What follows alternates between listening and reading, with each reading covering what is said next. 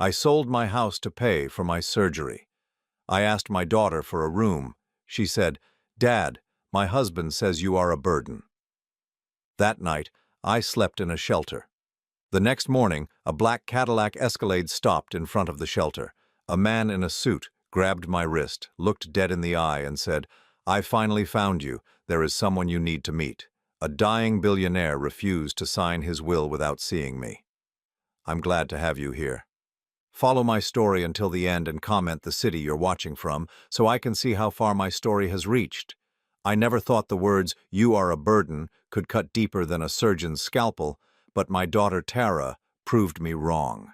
At 63 years old, lying in a hospital bed with fresh stitches across my chest, I learned that sometimes the people who are supposed to love you the most can inflict wounds that never heal. The morning light filtered through the sterile windows of Mercy General Hospital, casting long shadows across the linoleum floor. I had been awake since 5, watching the clock tick toward my discharge time. The bypass surgery had gone well, the doctors assured me, but I still felt fragile, like a piece of glass that might shatter at any sudden movement. My chest ached with each breath, and the medication made everything feel distant and hazy. Tara arrived at exactly 9 o'clock, just as she had promised. I could hear her heels clicking against the hospital floor long before she appeared in my doorway. She looked immaculate, as always, her blonde hair perfectly styled, wearing a cream-colored blazer that probably cost more than I spent on groceries in 3 months. But there was something cold in her blue eyes, something that made my stomach clench with unease. "Hi, Dad," she said, setting her designer purse down on the visitor's chair. Her voice was bright, but it felt forced, like she was performing rather than speaking. "Ready to get out of here?" I nodded, trying to sit up straighter despite the pulling sensation in my chest. "More than ready. This place makes me nervous." She helped me gather my few belongings, the worn leather wallet that held the only photo I had of her mother, the reading glasses with the cracked frame I couldn't afford to replace, and the small bag of clothes I'd brought for my 3-day stay. Everything I owned seemed to fit in one plastic hospital bag, and the sight of it made me feel smaller somehow.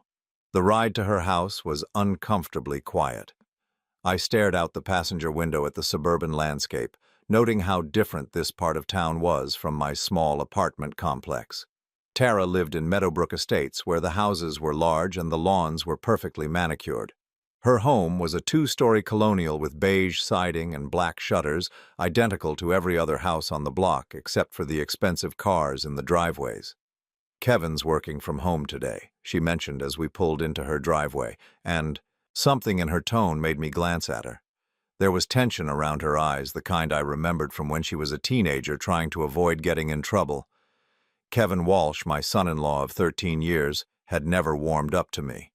He was a successful insurance broker who seemed to measure everything in terms of profit and loss, including relationships. I had always been a loss in his ledger. He tolerated me at family gatherings and remembered to ask about my health when Tara prompted him, but I could see the calculation behind his polite smile. When we walked through the front door, the house felt cold, despite the expensive heating system. The living room was decorated in neutral tones, everything matching and coordinated, but there was no warmth to it. It looked like a magazine photo rather than a home where people actually lived. "Kevin!" Tara called out, her voice echoing through the high ceilings. "Dad's here!" He emerged from his home office wearing khakis and a polo shirt, his brown hair styled with gel even though he wasn't leaving the house. When he saw me, his jaw tightened almost imperceptibly. "Alan," he said with a nod that wasn't quite a greeting. "How are you feeling?" "Better each day," I replied, though standing in their entryway with my plastic hospital bag made me feel anything but better. "Thank you for letting me stay here while I recover. It means everything to me." The silence that followed stretched too long. Kevin and Tara exchanged a look that I recognized but didn't want to interpret. It was the same look they'd shared at Christmas when I'd asked if I could help with anything, the same look when I'd offered to pay for dinner at restaurants that cost more than my monthly Social Security check. "Dad," Tara said, and her voice had changed. The forced brightness was gone, replaced by something apologetic, but firm. "We need to talk." She gestured toward the living room, and I followed her on unsteady legs. Kevin remained standing while Tara and I sat on opposite ends of the beige sectional sofa. The cushions were too soft, making it hard to find a comfortable position with my healing incision. "The thing is," Tara began, looking at her manicured hands rather than at me, "this recovery is going to take 6 to 8 weeks, right? That's what the doctor said?" I nodded, not trusting my voice. Something was happening here, something I didn't want to understand. "And you'll need help with medications, getting to follow-up appointments, basic things around the house," she continued. Her words sounded rehearsed, like she'd practiced this conversation. "I won't be much trouble," I said quickly. "I can take care of myself mostly. I just need somewhere to stay while I get back on my feet." Kevin cleared his throat, and when I looked up at him, his expression was harder than I'd ever seen it. "Alan, that's the problem. You can't take care of yourself. Not right now, and we can't take care of you either." The words hit me like a physical blow. I felt my chest tighten, and for a moment I couldn't tell if it was emotional pain or something wrong with my heart. "What Kevin means," Tara said, shooting him a warning look, "is that we're not equipped for this. We both work full-time, we have our own responsibilities. Taking care of someone who just had major surgery, it's just too much." I stared at my daughter, this woman I'd raised alone after her mother died when she was 7. I remembered nights when she had nightmares and climbed into my bed, how I'd held her until she fell back asleep. I remembered working double shifts at the construction company to pay for her dance lessons, her school clothes, her college tuition. I remembered being so proud when she graduated, when she got married, when she bought this beautiful house. "I sold my house to pay for the surgery," I said quietly. "You know that. I have nowhere else to go." Tara's face flushed pink. "That was your choice, Dad. We told you we could help with the medical bills, but you insisted on handling it yourself." That was true. I had refused their offer of a loan because I knew Kevin resented every dollar they spent on me, and I couldn't bear to be more of a burden than I already was. The irony wasn't lost on me now. "Besides," Kevin added, his voice getting louder, "you're not our responsibility. You're a grown man. Figure it out." "Kevin!" Tara snapped, but the damage was done. I looked at my son-in-law, this man who lived in a house worth $400,000, who drove a car that cost more than I'd ever made in a year, who wouldn't let his wife's father stay in one of his 4 bedrooms for a few weeks. "I see," I said, my voice barely above a whisper. "Dad, it's not personal," Tara said, and she actually seemed to believe that. "It's just complicated. Kevin's mother might come visit next month, and we're renovating the guest bathroom, and with our schedules—" I held up my hand to stop her.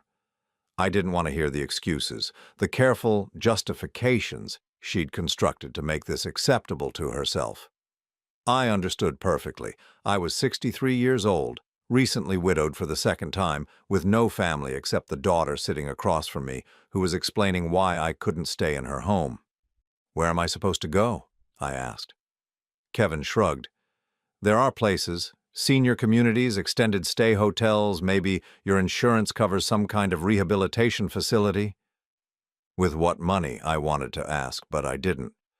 I had exactly $3,047 left in my checking account after paying for the surgery. My monthly Social Security was $812. Kevin knew this, they both knew this. "Maybe Aunt Ruth could help," Tara suggested weakly, referring to my deceased wife's sister who lived in Florida and hadn't spoken to me in 5 years. I stood up slowly, my chest aching with the effort. "I'll figure something out." "Dad, don't be like this," Tara said, but she didn't get up. She didn't offer alternatives. She didn't change her mind. I picked up my plastic hospital bag and walked toward the door. Each step felt like walking underwater, everything slow and surreal.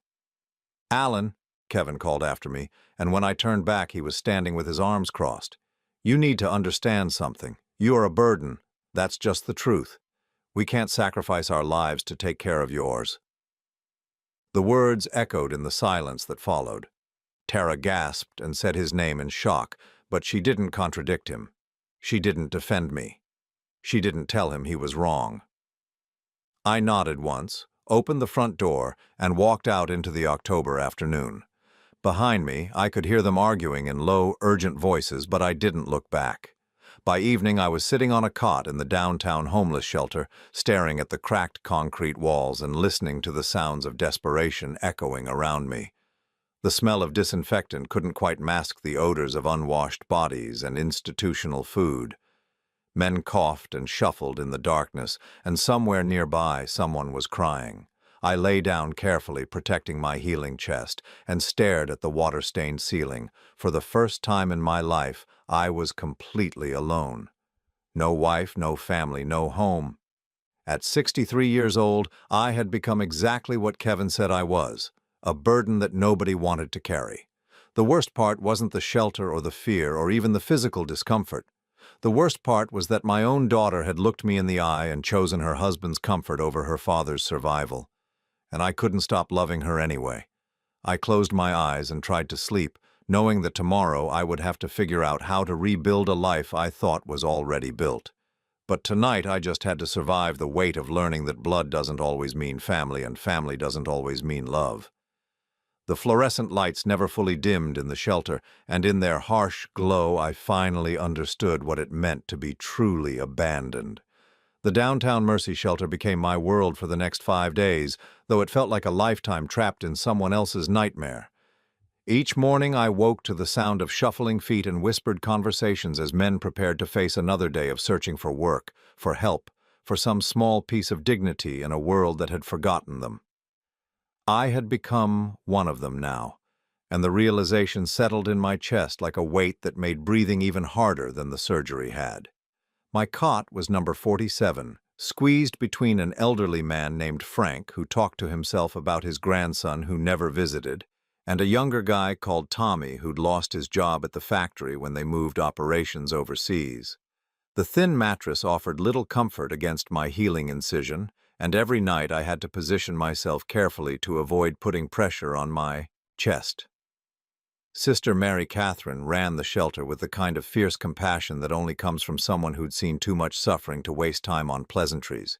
She was a small woman in her late 60s, with silver hair and eyes that seemed to see straight through to your soul. On my second day, she approached my cot while I was struggling to get my medications organized. "You're the heart surgery fellow," she said, not really a question. Her voice carried the slight accent of someone who'd grown up somewhere far from here.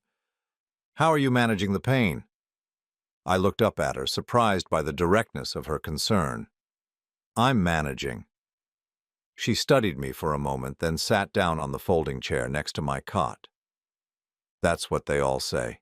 The ones who aren't used to asking for help." She nodded toward my plastic bag of belongings. "You don't look like someone who planned to be here." I almost smiled at that. "No, I don't suppose I do." "What happened?" Something about her manner made it easy to talk. Maybe it was the way she asked without judgment, or maybe it was just the relief of having someone actually interested in my answer. So I told her about the surgery, about selling my small house to pay for it, about Tara and Kevin and the words that had cut deeper than any scalpel. Sister Mary Catherine listened without interrupting, nodding occasionally, her expression never changing. When I finished, she was quiet for a long moment. "How long since your wife passed?" she asked finally. "Susan died 3 years ago. Cancer." The words still felt foreign in my mouth. "Before that, it was Tara's mother, Linda. Heart attack when Tara was 7. I raised Tara alone after that." "And you did construction work?" I nodded. 41 years with Morrison Construction. Not related, just coincidence with the name. Started as a laborer when I was 18, worked my way up to foreman. Retired 2 years ago when my arthritis got too bad for the heavy work." She asked about my life, with a gentle persistence that drew out details I hadn't thought about in years. How I'd worked double shifts to afford Tara's dance lessons, the way I'd sit up all night when she had the flu, checking her temperature every hour. How proud I'd been when she graduated from college, the first in our family to get a degree. "She was everything to me after Linda died," I said, staring at the concrete floor. "I probably spoiled her. I wanted to give her everything I never had." "And what did you never have?" The question caught me off guard. I had to think about it. Security, I guess. My parents died when I was young, car accident. I grew up with my Aunt Margaret, but she was old and tired. She did her best, but I always felt like I was taking up space in someone else's life.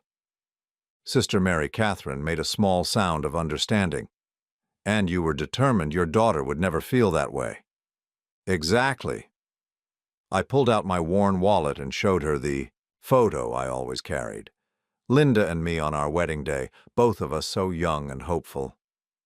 I wanted Tara to always know she belonged somewhere. But she never learned to belong to anyone else. The observation hit me like a physical blow because it was so obviously true. I had given Tara everything, asked for nothing in return, and somehow created a person who couldn't imagine giving anything to anyone else. The irony, Sister Mary Catherine said gently, is that you taught her to take care of herself so well that she never learned to take care of others. That night, I lay awake thinking about her words.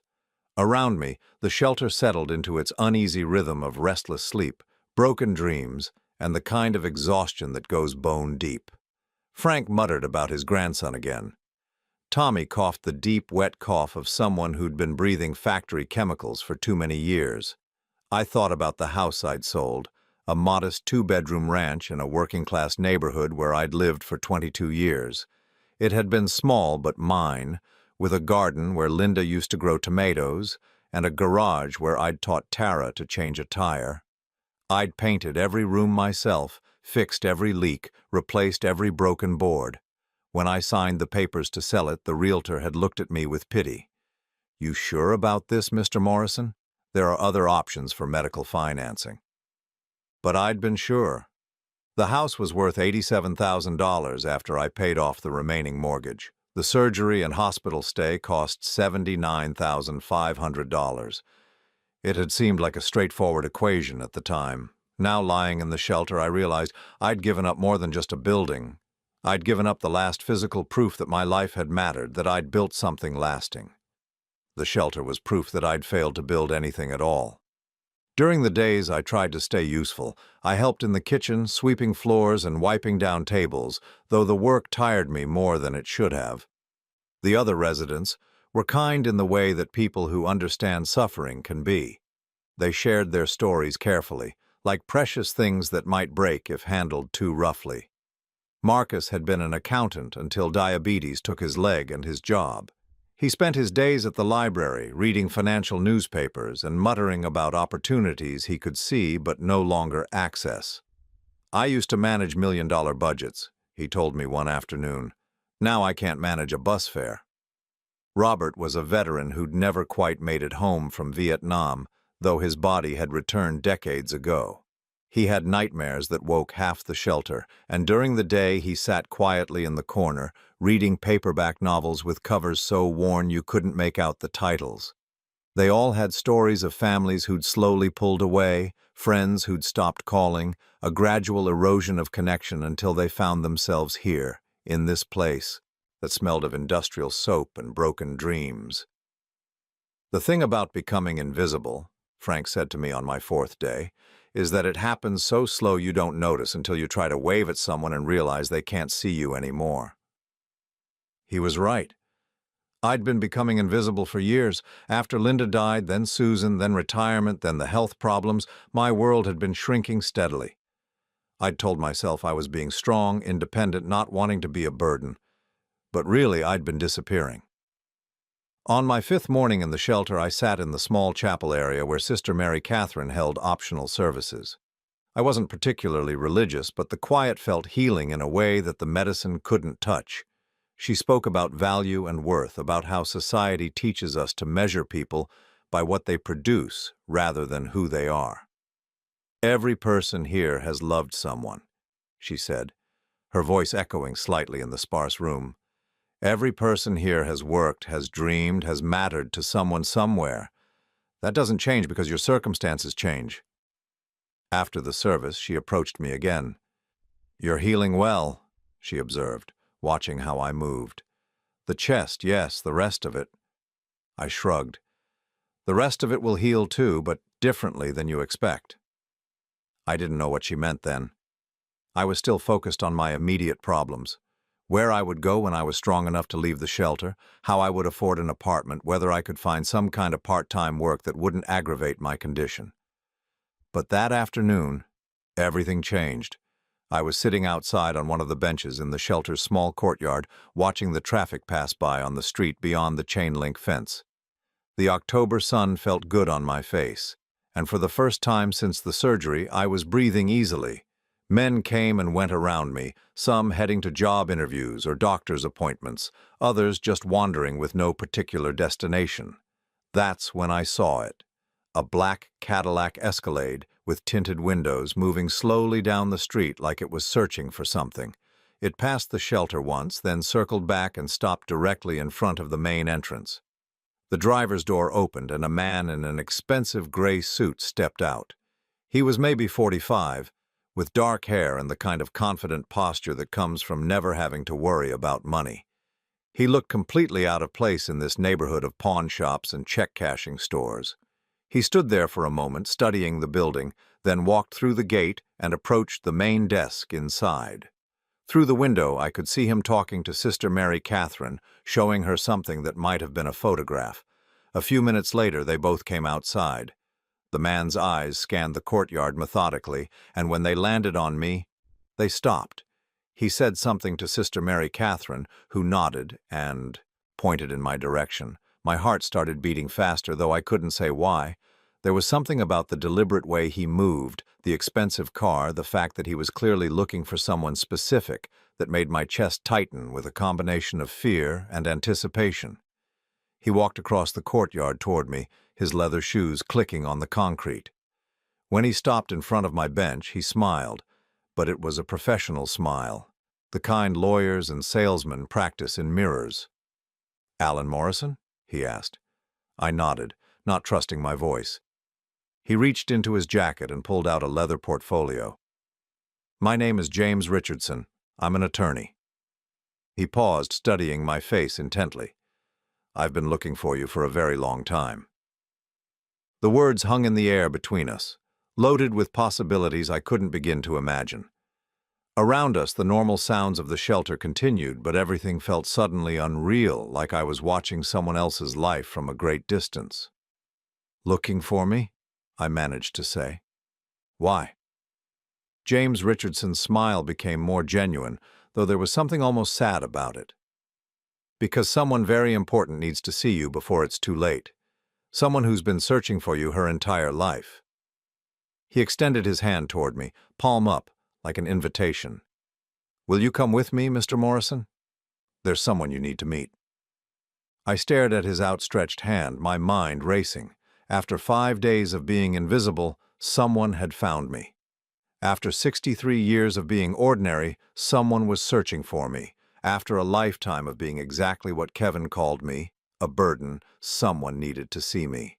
The black Cadillac waited at the curb, its engine running quietly like a promise of answers to questions I'd never known to ask. The black Cadillac moved through the city like it owned the streets, its leather interior so quiet I could hear my own heartbeat. James Richardson sat beside me in the back seat, occasionally glancing at his phone, but mostly he just watched me with the kind of careful attention that made me wonder if I was supposed to disappear at any moment, like this was all an elaborate mistake. I pressed my hand against my chest, feeling the ridge of the healing scar beneath my shirt. The pain medication made everything feel slightly unreal, but the expensive car, the suited lawyer, the mysterious urgency of it all, none of it felt like the kind of hallucination that comes from prescription drugs. "Where are we going?" I asked as we turned into a part of the city I'd never seen before, where the buildings were taller and the streets were lined with trees that someone actually maintained. "Whitmore Medical Center," James said. "It's a private hospital, the best cardiac care in the state." I knew the name. Even construction workers heard about places like Whitmore Medical, the kind of hospital where movie stars and politicians went when they needed surgery, the kind of place that cost more per day than I used to make in a month. "Why are we going there?" James hesitated, then pulled out a manila folder from his briefcase. "There's someone who's been looking for you, Alan. Someone who's spent more money than you can imagine trying to find you. She's very sick, and she refuses to sign her will until she meets you. I think you have the wrong person, I said. I don't know anyone with that kind of money. I'm nobody special. He opened the folder and handed me a photograph. It was old, probably from the 1960s, showing a young woman with dark hair and eyes that looked familiar in a way that made my chest tighten. She was holding a baby, maybe a few months old, and her smile was radiant despite the tears on her cheeks. Do you recognize her? I studied the photo, feeling like I should know something I didn't.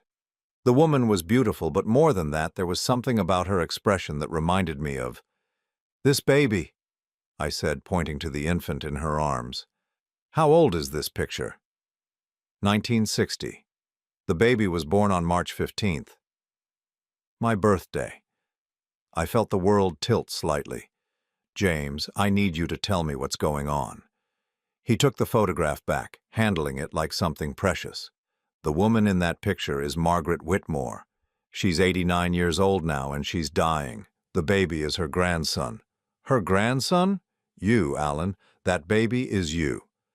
The words hit me like a physical force. I sank back into the leather seat, my mind struggling to process what he'd said. That's impossible. I was raised by my aunt. My parents died in a car accident when I was young. Your Aunt Margaret Morrison wasn't really your aunt, James said gently. She was a kind woman who agreed to raise you when the real Margaret Whitmore, was forced to give you up. The car stopped at a red light, and in the silence I could hear the sound of my own breathing, fast and shallow. Forced to give me up. It's complicated, and it's not my story to tell. But Margaret Whitmore has been searching for you for 63 years. She hired private investigators, genealogists, DNA specialists. When your medical records showed up in the Whitmore Medical Center database after your surgery, one of her people flagged it. Your birth date, your blood type, certain markers, they all matched what she'd been looking for. I stared out the window at the city passing by, everything looking different now, like I was seeing it through someone else's eyes. Why didn't she keep me? That's something you'll have to ask her yourself. The Whitmore Medical Center occupied an entire city block, its glass and granite facade rising 15 stories into the October sky. The lobby looked more like a luxury hotel than a hospital, with marble floors, crystal chandeliers, and fresh flower arrangements that probably cost more than my monthly Social Security check. James led me to a private elevator that required a special key card. We rode to the 14th floor in silence, and when the doors opened, I stepped into what felt like another world. The hallway was carpeted in deep burgundy, lined with original paintings and furnished with antique chairs that looked like they belonged in a museum. The entire floor is private suites, James explained as we walked. Margaret has been here for 3 weeks. Her condition is stable, but she's choosing not to pursue further treatment. She's giving up. She's 99 years old, Alan. She's lived longer than anyone expected, but she says she can't rest until she meets you. We stopped in front of a door marked Suite 14A. James knocked softly, then opened it without waiting for an answer. The room beyond was unlike any hospital room I'd ever seen. Tall windows overlooked the city, heavy curtains filtered the afternoon light, and the furniture looked like it had been moved from someone's home rather than purchased from a medical supply company.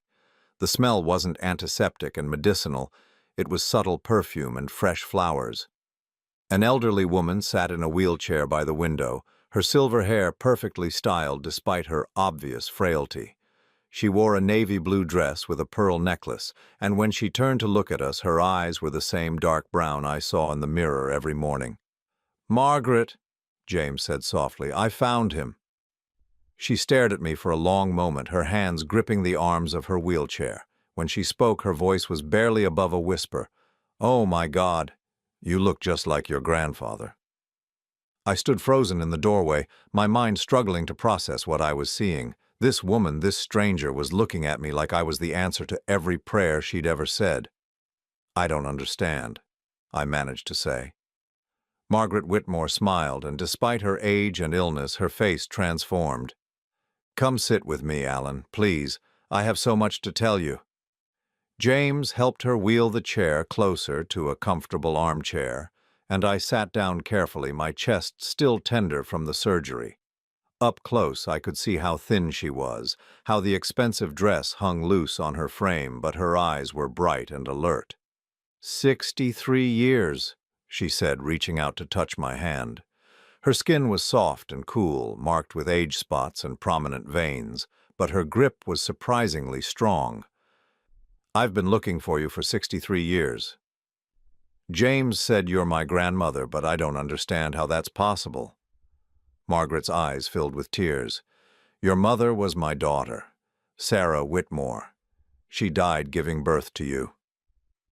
The words hit me like a punch to the chest. I had always been told that my mother died when I was very young, but the woman who raised me, the woman I called Aunt Margaret, had never given me details. She'd said it was too painful to talk about. I was 26 when Sarah was born, Margaret continued. My husband, Robert, and I had tried for years to have children. Sarah was our miracle baby, our everything. She was brilliant and beautiful and stubborn as a mule. She smiled at the memory, but the tears continued to fall. When she was 17, she fell in love with a boy named David Morrison. He was a good boy, worked construction to support his family after his father died.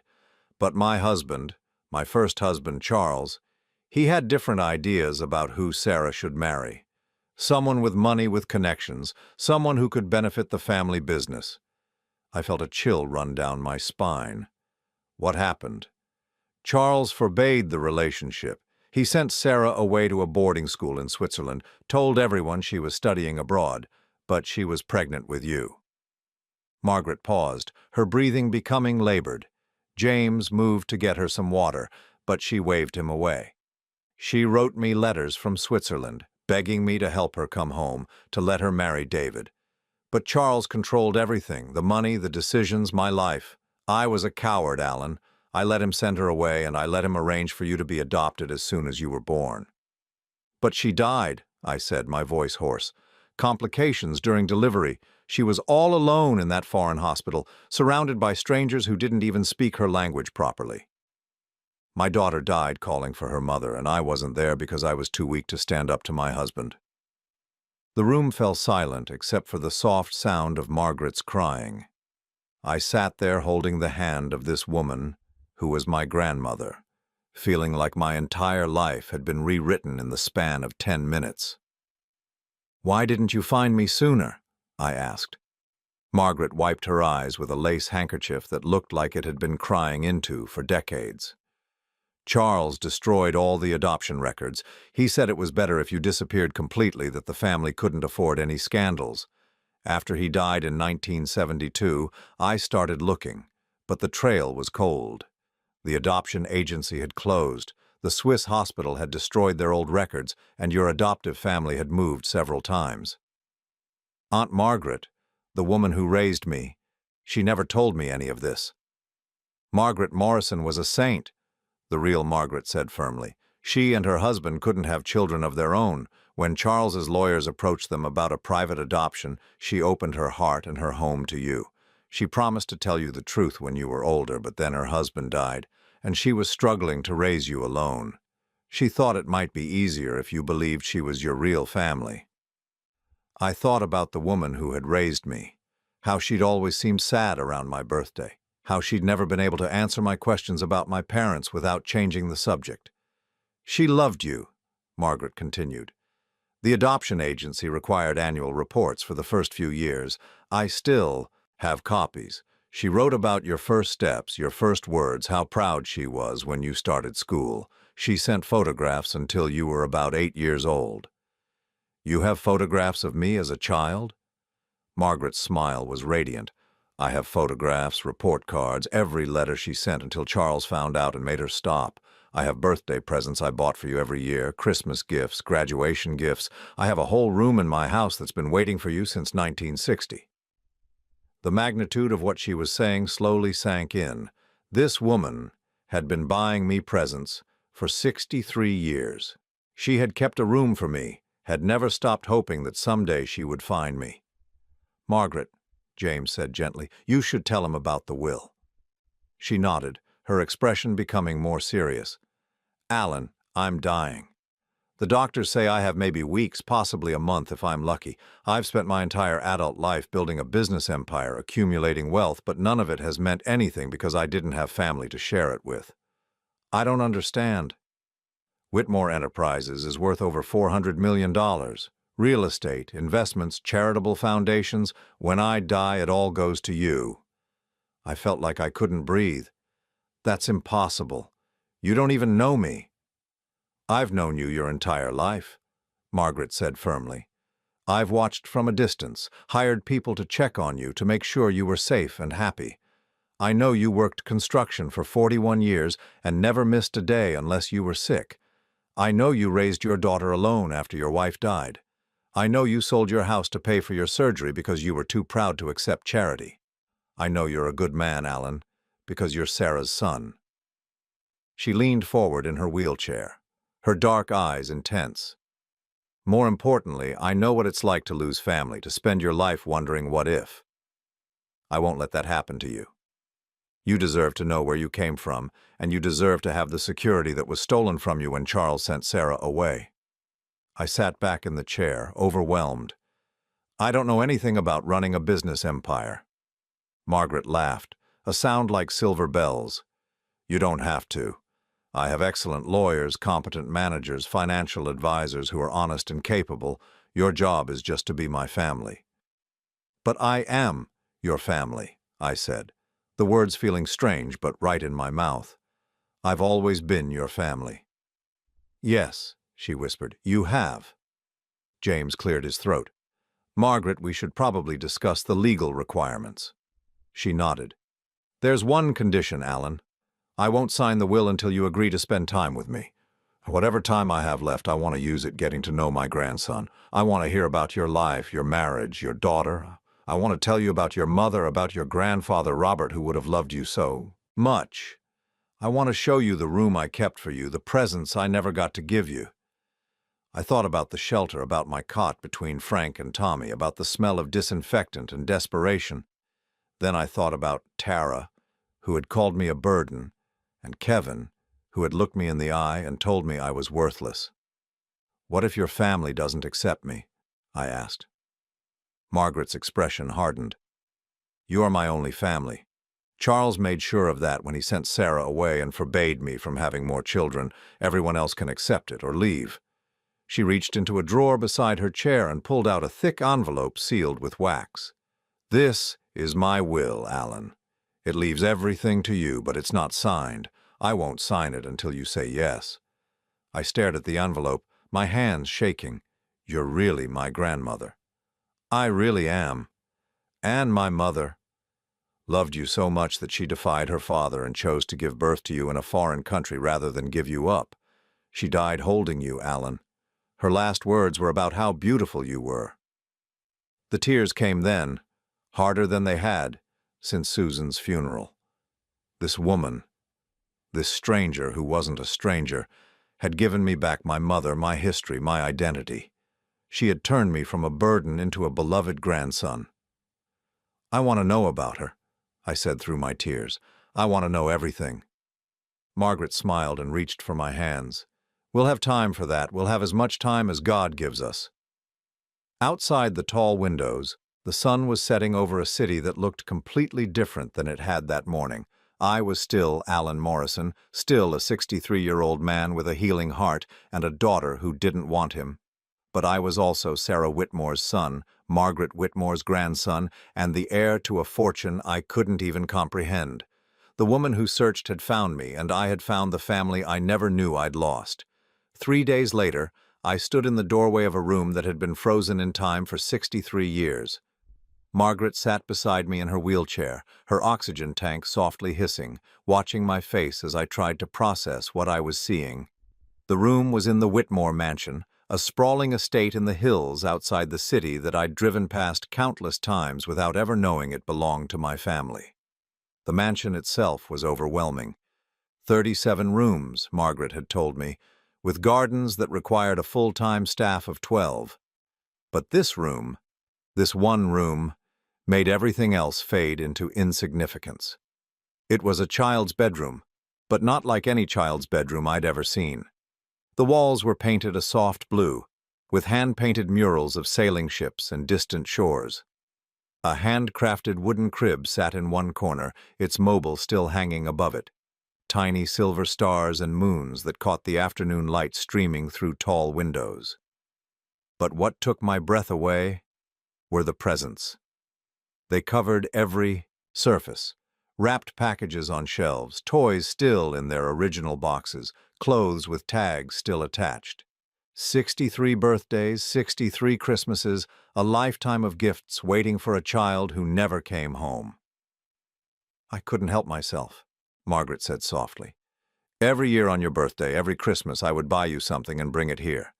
The room started as a nursery, but it grew with you. I walked slowly into the room, my chest tight with emotion that had nothing to do with my healing surgery. On the dresser were toys for every age. A teddy bear with a note that said, "For Alan's first Christmas," building blocks, a bicycle with training wheels, baseball gloves, model airplanes, books for every reading level from picture books to classic literature. "This bicycle," I said, touching the handlebars of a red Schwinn that looked like it had been purchased in the 1970s. "I had one just like it." "I know," Margaret smiled. "Margaret Morrison sent me a photograph of you learning to ride it. I bought this one the next day and pretended it was the same one." I picked up a wrapped present from the nearest shelf. The tag read, "Happy 16th birthday, Alan," in Margaret's careful handwriting. "Open it," she said. Inside was a set of car keys and a savings bond for $5,000 to buy my first car. "You bought me a car for my 16th birthday?" "Well, money for a car. I didn't know what kind you'd want." Her voice was wistful. "I imagined we'd go shopping together, that I'd teach you to drive in the estate's circular driveway like I did with Sarah." I set the gift down carefully and continued exploring the room. There were clothes in every size, from infant onesies to adult suits, photo albums filled with pictures of places Margaret thought I might like to visit, college brochures from universities she'd hoped I might attend. "This must have cost a fortune," I said. "What good is a fortune if you can't spend it on the people you love?" In the corner sat a rocking chair with a stack of letters tied with a blue ribbon. Margaret noticed me looking at them and wheeled over to pick them up. "I wrote you letters," she said, her voice barely above a whisper. "Every week for the first 10 years, then monthly after that. Letters telling you about your mother, about your family history, about my hopes for your future." She untied the ribbon with shaking hands and pulled out the top letter. "This one was written when you were 5 years old." The envelope was yellowed with age, addressed to "My dearest grandson Alan" in Margaret's elegant script. Inside, the letter was written in fountain pen ink that had faded to a soft brown. "My dearest Alan," she read aloud, "today I went to the park and watched children playing on the swings. I wondered if you like swings, if you laugh when you go high, if you've learned to pump your legs by yourself yet. Your mother loved swings when she was little. She would beg me to push her higher and higher until I was afraid she might fly away." Margaret's voice broke, and she had to stop reading. I sat down on the edge of the bed, a twin bed that had been replaced multiple times as I'd grown, she explained, and listened as she continued. "I bought you a baseball glove today, even though I don't know if you like baseball. Robert played baseball in high school, and Sarah loved watching the games on television. I hope someone is teaching you to throw a ball, to catch it, to love the game the way your grandfather did." She looked up at me. "Did you play baseball?" "Little league until I was 12, I said, my throat tight. "I played first base." Margaret smiled through her tears. "Robert played first base, too." She handed me the stack of letters. There are over 2,000 of them. Every important moment I could think of, every family story I wanted to share with you, every grandmother's worry and hope and dream. I held the letters like they might dissolve in my hands. 2,000 letters to a grandson she'd never met, a lifetime of one-sided conversations with a child she'd lost before she ever had the chance to know him. "Margaret," I said, "I need to ask you something, and I need you to be honest with me." She nodded. "Why now? I've been Alan Morrison for 63 years. I've had a whole life, a family, a career. Why is it so important to leave me all of this? You don't really know me." Margaret was quiet for a long moment, her gaze moving around the room that represented 63 years of love and longing. "Do you know what it's like?" she said finally. "To go to bed every night wondering if the person you love most in the world is safe? To wake up every morning knowing that somewhere out there is your family and you don't even know if they're alive or dead?" I thought about the nights I'd lain awake after Susan died, worrying about Tara, wondering if she was happy, if I'd raised her right. "I hired private investigators," Margaret continued. "I always knew where you were, generally speaking. I knew when you got married, when Tara was born, when Linda died. I knew about your struggles after Susan passed away, about your health problems, about your financial situation. You were watching me. I was loving you from a distance." Her voice was firm. "I knew you sold your house to pay for your surgery. I knew Tara refused to let you stay with her while you recovered. I know about the shelter." The words hit me like a slap. "You knew about the shelter?" "James called me the morning after you were admitted. My investigators had been monitoring your medical records, hoping for exactly this opportunity. When your surgery was entered into the Whitmore medical database, it triggered an alert."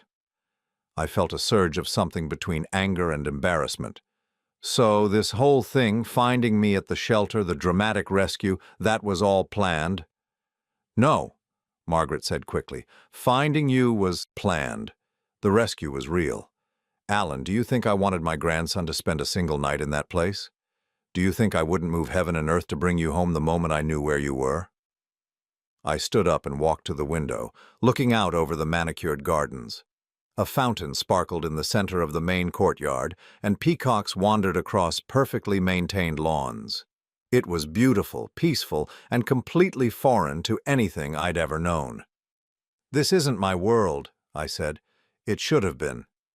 "But it wasn't. I'm a construction worker from the wrong side of town. I don't know anything about managing hundreds of millions of dollars or living in a mansion or whatever it is that people like you do."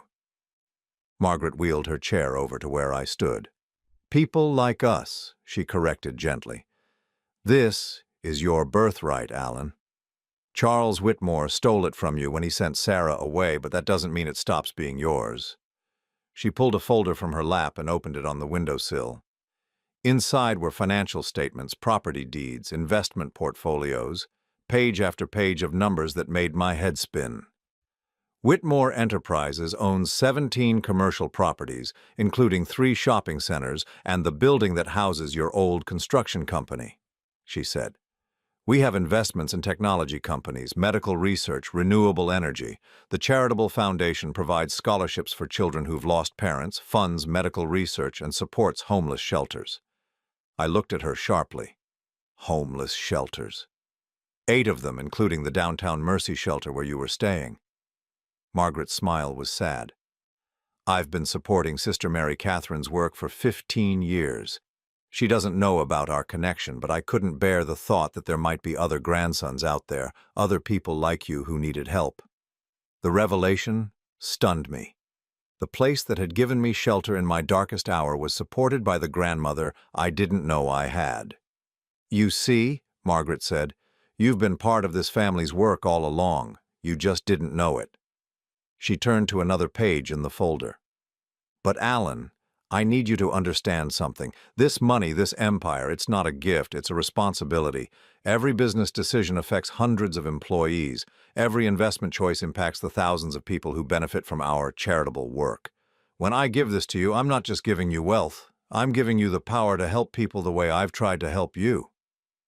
I thought about Frank at the shelter, talking to himself about the grandson who never visited, about Tommy with his factory cough and his lost job, about Marcus, the former accountant who couldn't afford bus fare.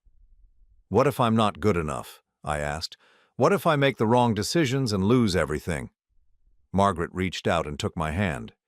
"Do you know what your first instinct was when James offered to help you leave the shelter?" I shook my head. "You asked if he was sure he had the right person.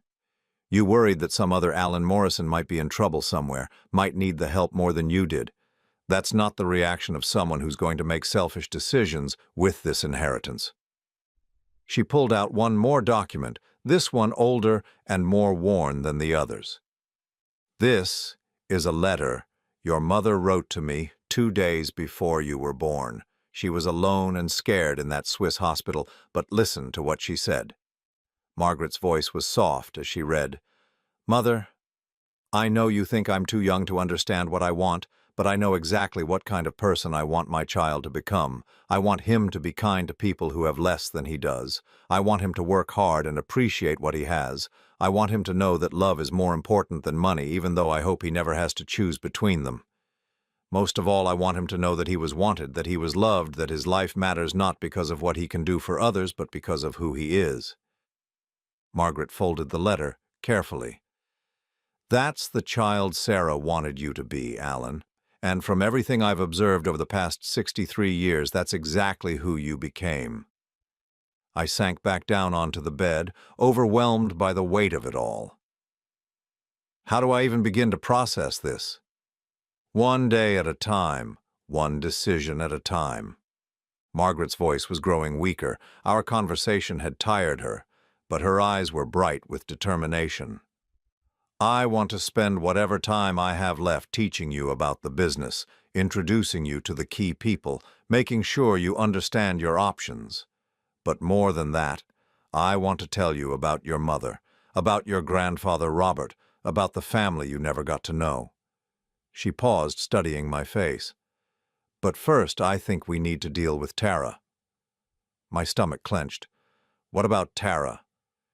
"James tells me she's been calling his office every day since word got out that you've inherited the Whitmore fortune. Apparently, she's very concerned about your welfare and wants to make sure you're not being taken advantage of by unscrupulous lawyers." The bitter irony wasn't lost on me.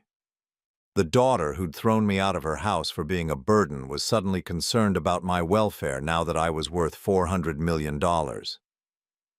She wants to see me? She wants to see your inheritance. Margaret's expression hardened. "I've seen women like your daughter before, Alan. They love you exactly as much as you're useful to them."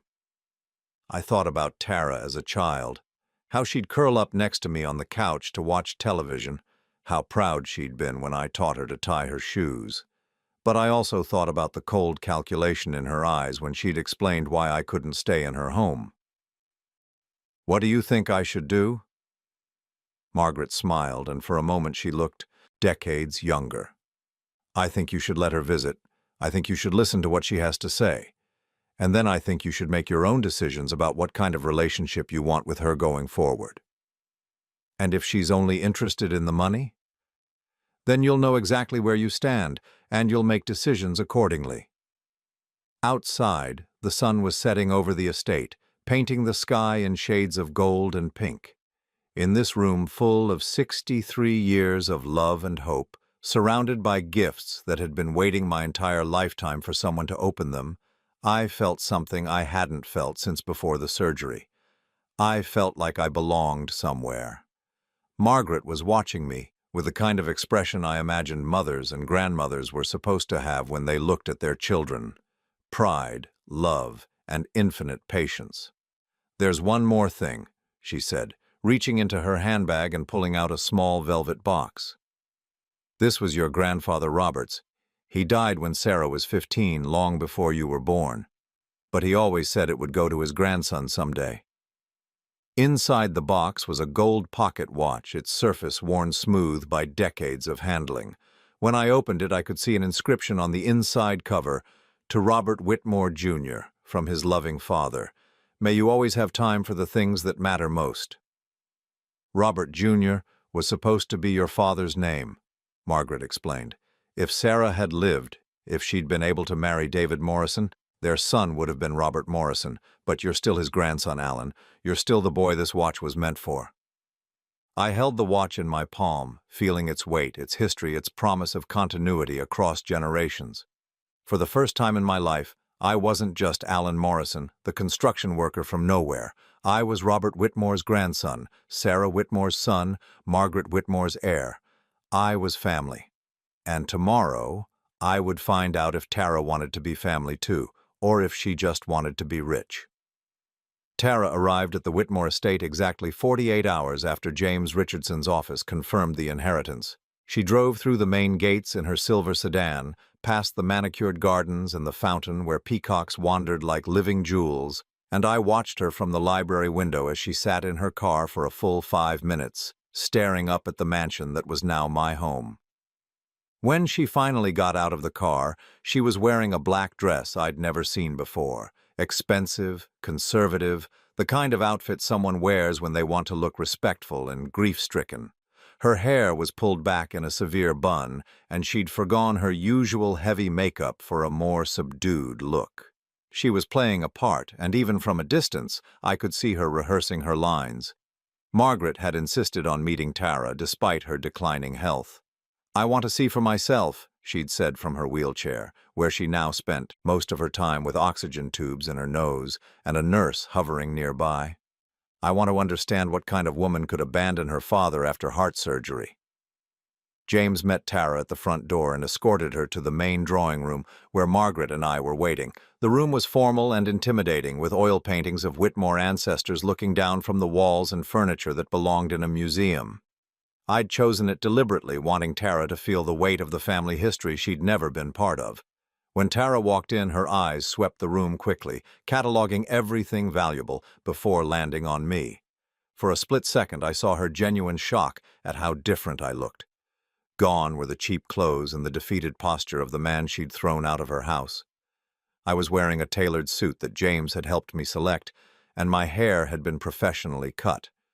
More importantly, I was sitting upright in a chair that probably cost more than her monthly mortgage payment, no longer the burden she'd discarded. "Dad," she said, her voice carefully modulated to sound relieved and emotional. She approached me with her arms extended, as if she intended to embrace me, but I remained seated and didn't move to meet her halfway. "Tara," I said evenly, "thank you for coming." The awkwardness of the moment stretched between us as she realized I wasn't going to stand up and welcome her with the desperate gratitude she'd probably expected. She settled for placing her hand on my shoulder briefly, then stepped back and turned to Margaret. "Mrs. Whitmore," she said, her voice respectfully quiet, "I'm so sorry for your loss. For your illness. She stumbled over the words, clearly unsure how to address a dying woman who was giving away $400 million to her father. "Sit down, child," Margaret said, her voice carrying the authority of someone who'd been giving orders for 9 decades. "We have much to discuss." Tara perched on the edge of an antique chair, her posture perfect, her hands folded in her lap like a schoolgirl called to the principal's office. I could see her mind working, calculating how to approach this situation, how to position herself advantageously. "I have to say," Tara began, her voice gaining confidence, "I'm so grateful that Dad found family after Mom died, and then Susan, he's been so alone. This is like a miracle." Margaret's eyes were sharp as she studied my daughter. "Is that how you saw him? As alone?" "Well, yes, he had me and Kevin, of course, but we couldn't be everything to him. We have our own lives, our own responsibilities. It must have been so hard for him, especially after the surgery." "Tell me about the surgery," Margaret said, her tone deceptively gentle. Tara glanced at me, then back at Margaret. "It was very scary. Dad was so brave, though. He insisted on handling everything himself, paying for it himself. We offered to help, of course, but he's always been so independent. The lies came so smoothly that I almost believed them myself. In her version of events, she was the caring daughter whose offers of help had been nobly refused by her proud father." "And after the surgery," Margaret pressed, "how did you help him during his recovery?" This was where Tara's story would have to get creative, and I could see her mind racing. "Well, we wanted him to stay with us naturally, but our house isn't really set up for someone recovering from major surgery. No downstairs bedroom, the stairs are steep. We thought he'd be more comfortable in his own home." "But he'd sold his home to pay for the surgery," Margaret said quietly. Tara's composure flickered for just a moment. "Yes, that was unfortunate, but Dad made that decision on his own. We suggested alternatives, but he can be very stubborn about accepting help." "So where did you think he would go?" The question hung in the air like a sword waiting to fall. Tara's cheeks flushed pink, and she looked at me as if I should somehow rescue her from this conversation. "We were working on that," she said finally. "There are facilities, programs, we were exploring options." Margaret nodded slowly. "I see. And during this exploration of options, where was Alan staying?" "I don't understand." "Where was your father sleeping while you explored these options for him?" The silence stretched until it became unbearable. Tara's hands were clenched in her lap now, her carefully constructed composure beginning to crack. "There was a temporary situation," she said, her voice smaller now. "A short-term arrangement." "He was sleeping in a homeless shelter," Margaret said, her voice like ice. "Your father, who had just undergone major heart surgery, was sleeping on a cot in the downtown Mercy shelter because his own daughter told him he was a burden and couldn't stay in her home." Tara's face went white, then red, then white again. It wasn't like that. You don't understand the whole situation. Then explain it to me." For the first time since she'd arrived, Tara looked directly at me, and I saw something in her eyes I'd never seen before. Fear. Not fear of Margaret or of losing money she'd never had, but fear that her carefully constructed image of herself as a loving daughter was about to be demolished in front of witnesses. "Dad, tell her. Tell her how we offered to help, how you insisted on being independent. Tell her about the conversations we had about the best options for your recovery." I looked at my daughter, this woman I'd raised from childhood, whose diapers I'd changed and whose tears I'd wiped and whose college tuition I'd paid with money I'd borrowed against my future. I thought about Kevin's words, "You are a burden." I thought about the cold dismissal in Tara's voice when she'd explained why I couldn't stay in her house. "Which conversation would you like me to tell her about, Tara? The one where you explained that Kevin's mother might visit and need the guest room? The one where you mentioned the bathroom renovation that somehow prevented me from using any of the 4 bathrooms in your house? Or the one where your husband looked me in the eye and told me I was a burden?" Tara's mouth opened and closed like a fish gasping for air. "Daddy, you're taking that out of context. Kevin was just stressed and you agreed with him," I said quietly. "You stood there and listened to him call your father a burden, and you didn't disagree. You didn't defend me. You didn't say a single word in my favor." "That's not true." "Then what did you say, Tara? When Kevin called me a burden, what did you say in response?" She stared at me, her eyes filling with tears that might have been genuine or might have been calculated. I waited, giving her the chance to tell me what I'd said wrong, to explain how I'd misunderstood the situation. She said nothing.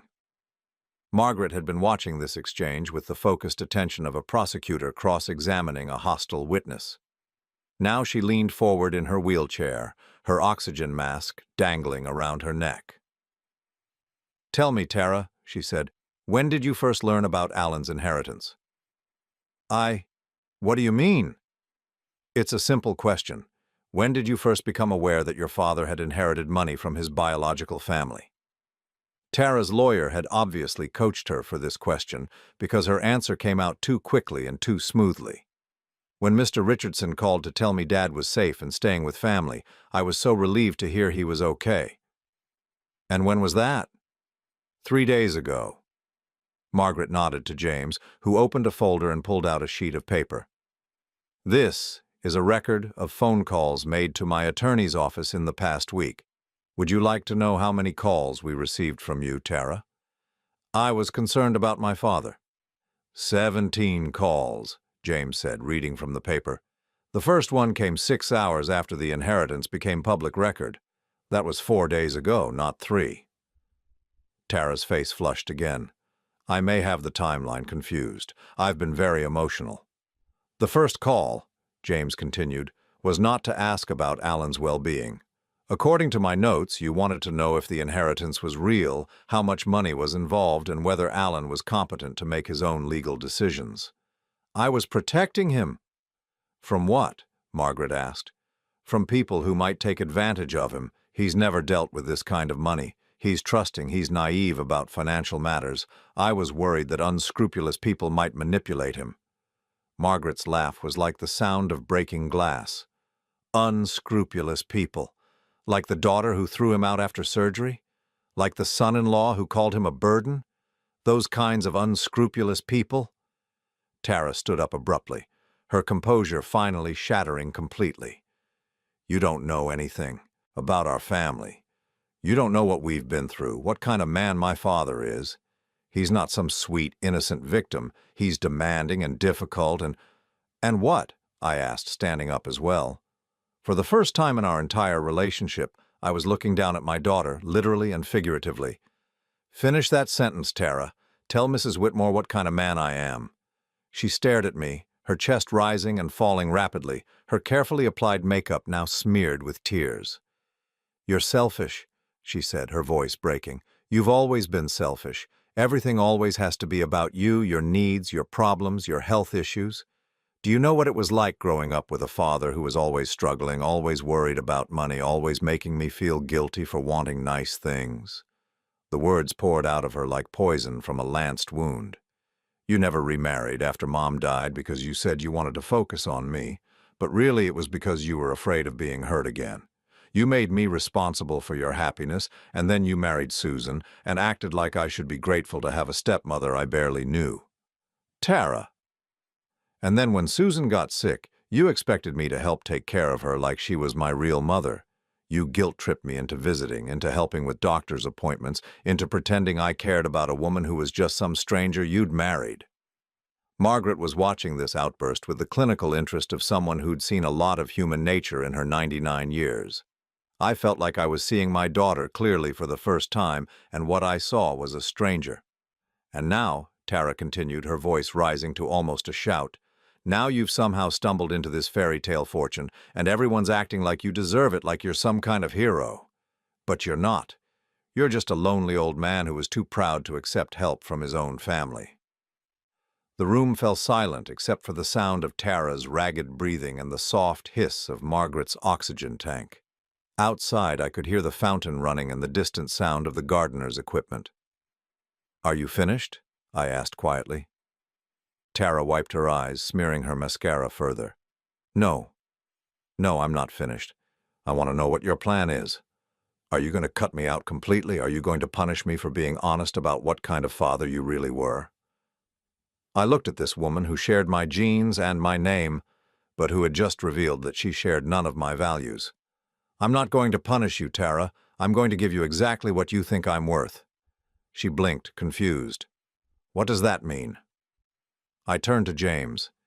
Can you arrange for a trust fund to be established for my daughter? $50,000 should be sufficient. 50,000? Tara's voice was incredulous. Out of 400 million, you're leaving me $50,000? It's more than Kevin thought I was worth, I said. He called me a burden. I'm assuming he meant I was worthless, so $50,000 is actually quite generous under the circumstances.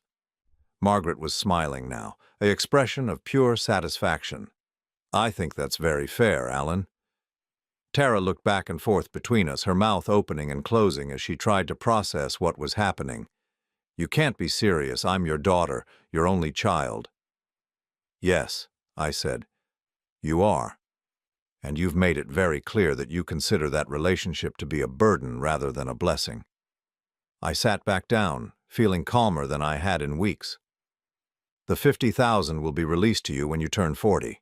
That gives you 9 years to think about whether you want to repair our relationship or whether you prefer to consider me selfish and demanding. Your choice. Tara stared at me for a long moment, and I could see her mind working, calculating whether there was still a way to salvage this situation. Finally, she tried one last approach. Daddy, she said, her voice soft and pleading, the way it had been when she was a little girl asking for a toy or a later bedtime.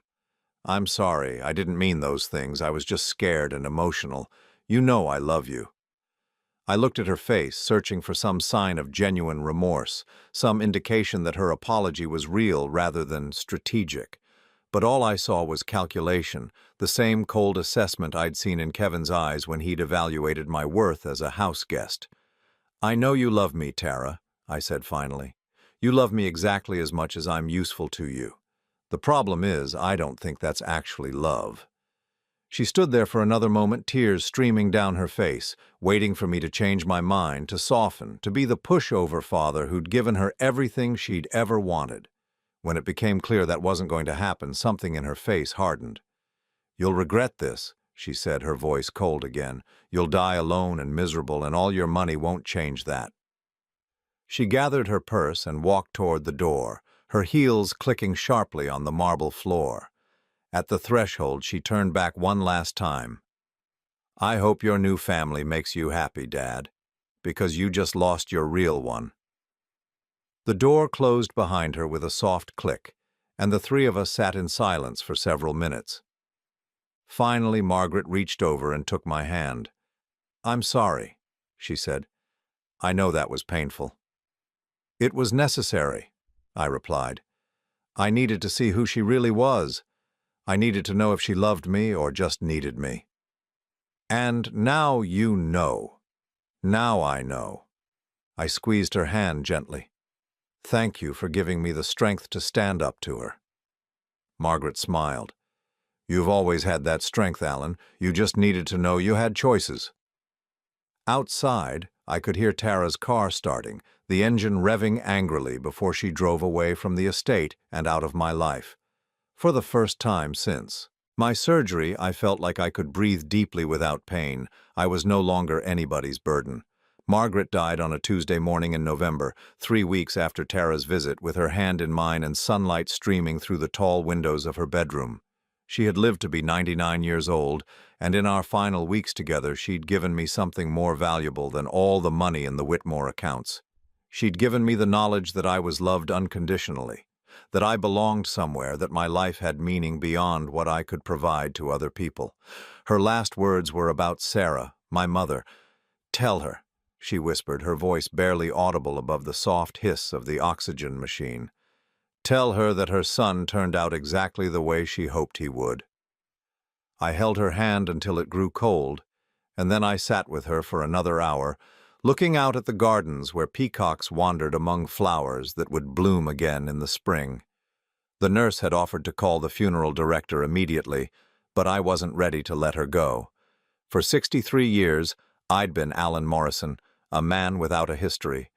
For 3 precious weeks, I'd been Alan Whitmore Morrison, a beloved grandson with a family legacy that stretched back generations. The funeral was held at St. Catherine's Cathedral, the same church where Margaret had been married 78 years earlier, where she'd buried 2 husbands and a daughter, where she'd prayed every week for 6 decades that she would see her grandson again before she died. The cathedral was filled with people I'd never met. Business associates, charitable foundation board members, employees whose livelihoods depended on Whitmore Enterprises. But they weren't strangers. They were part of Margaret's extended family, and now they were part of mine. Sister Mary Catherine from the downtown Mercy Shelter sat in the 3rd pew, her small frame almost lost among the wealthy and powerful mourners. When she'd learned about my connection to Margaret, she'd wept with joy rather than surprise. "I always wondered why Mrs. Whitmore was so passionate about our work with abandoned seniors," she told me after the service. "Now I understand. She wasn't just funding our mission, she was healing her own heart." James Richardson handled the reading of the will, though there were no surprises. Margaret had kept her word. Everything. The $400 million, the real estate empire, the charitable foundations, the mansion, even the room full of 63 years of birthday presents belonged to me now.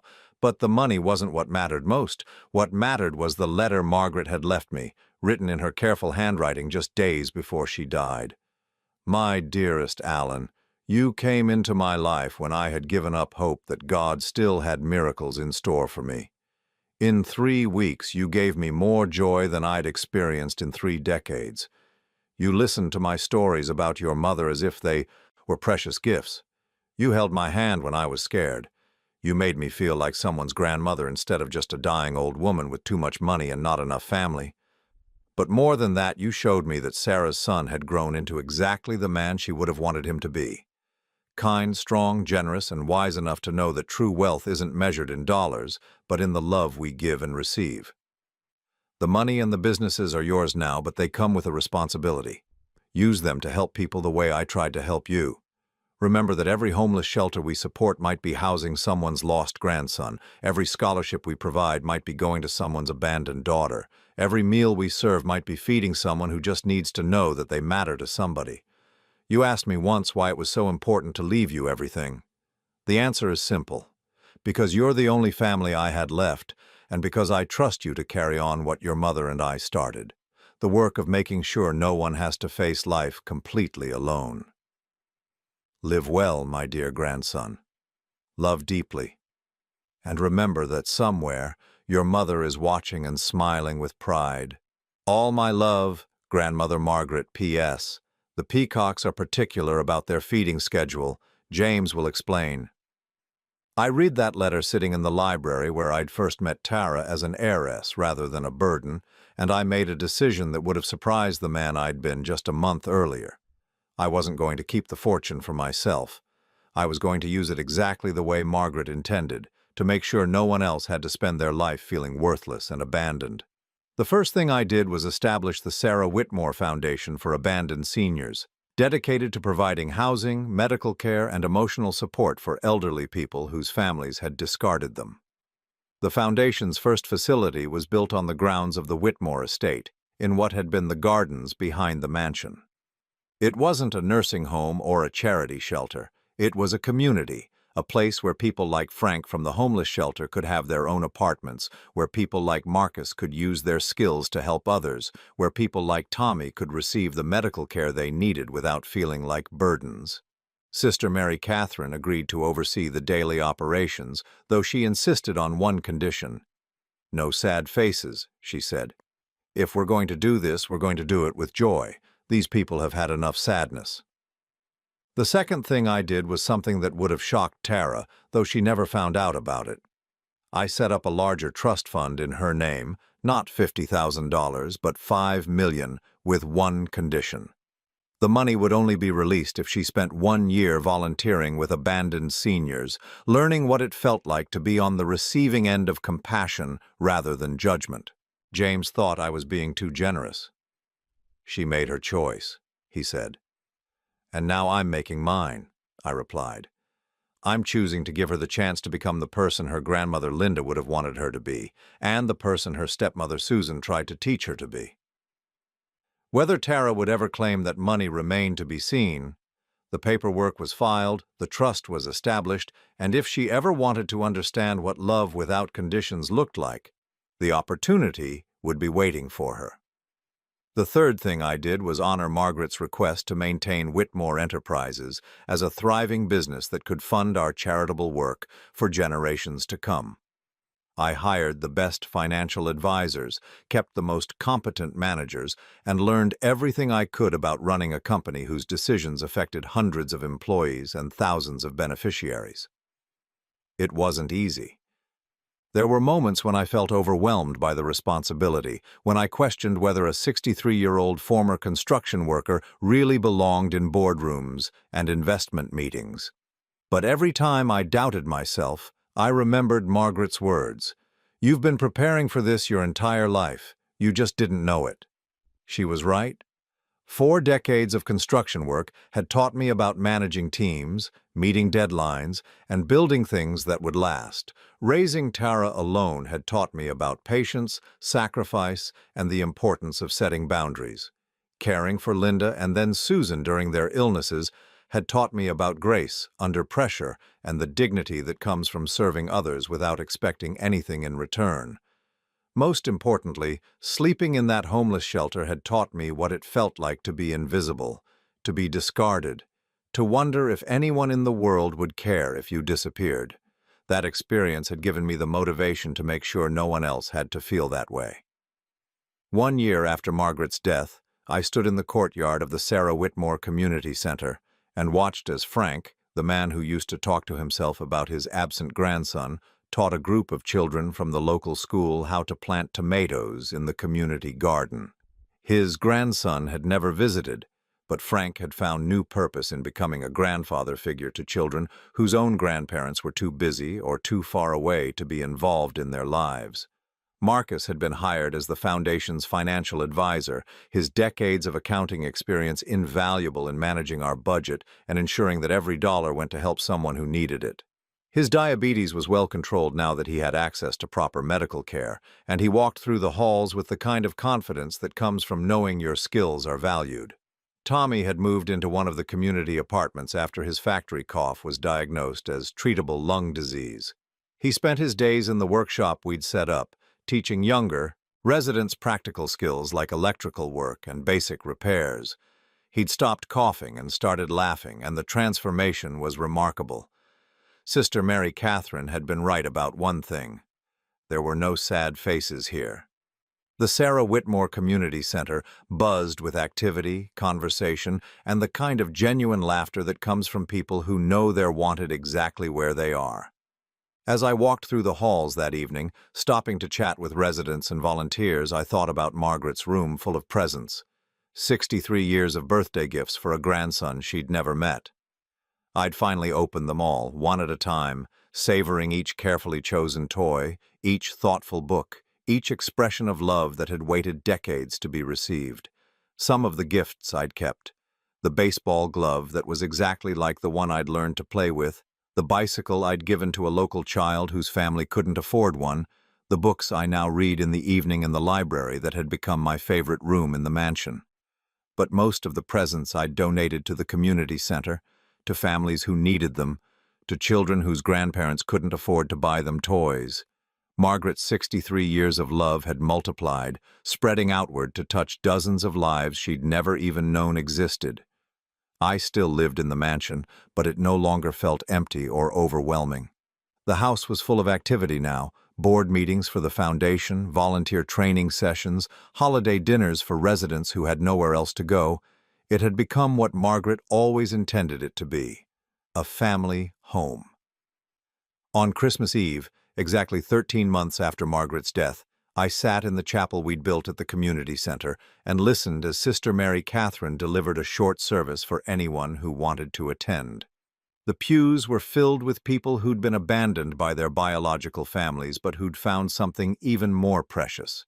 A chosen family based on mutual respect, shared values, and unconditional acceptance. After the service, as people chatted and shared cookies that the kitchen staff had prepared, I stepped outside onto the covered porch. Snow was beginning to fall, dusting the gardens with white that sparkled under the Christmas lights we'd strung through the trees. That's when I saw her. Tara stood at the main gate, looking through the iron bars at the scene of warmth and community beyond. She was wearing a heavy coat and scarf, and snowflakes caught in her hair made her look younger, more like the little girl I remembered tucking into bed all those years ago. She saw me watching her and raised her hand in a tentative wave. I walked slowly down the path toward the gate, my breath visible in the cold air. "Hello, Dad," she said when I was close enough to hear her. "Merry Christmas." "Merry Christmas, Tara. What brings you here?" She looked past me at the community center, where warm light spilled from the windows and the sound of laughter echoed across the snow-covered grounds. "I've been reading about this place," she said. "About the foundation, about what you've built here. I wanted to see it for myself." I studied her face, looking for signs of calculation or manipulation, but all I saw was curiosity, and something that might have been regret. "What do you think?" I asked. "I think," she said carefully, "that I'm beginning to understand why you were never satisfied with the way Kevin and I lived our lives." She paused, her breath forming small clouds in the cold air. "I also think I owe you an apology, not because I want something from you, but because you deserved better from me. You deserved better than a daughter who saw you as a burden instead of recognizing you as someone who'd spent his entire life carrying other people's burdens without complaint."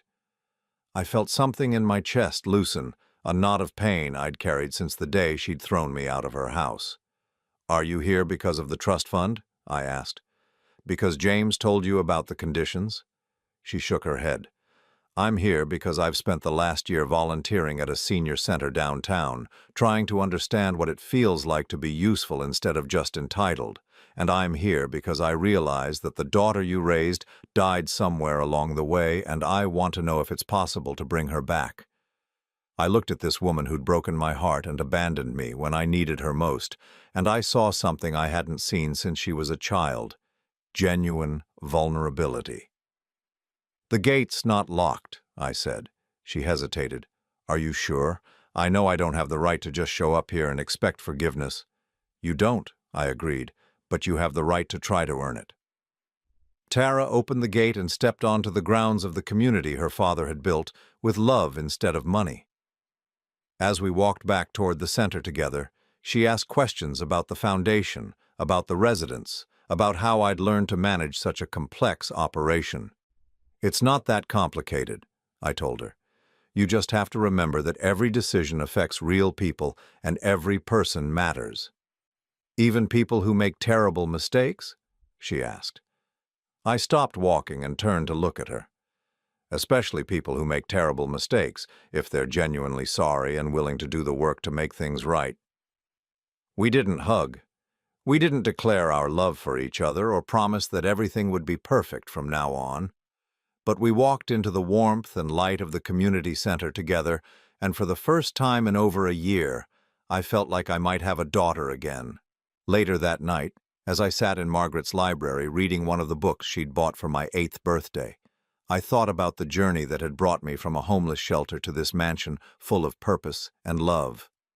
I thought about the woman who'd searched for me across 6 decades, about the mother I'd never known who'd died bringing me into the world, about the grandfather whose pocket watch I now carried and whose values I tried to honor.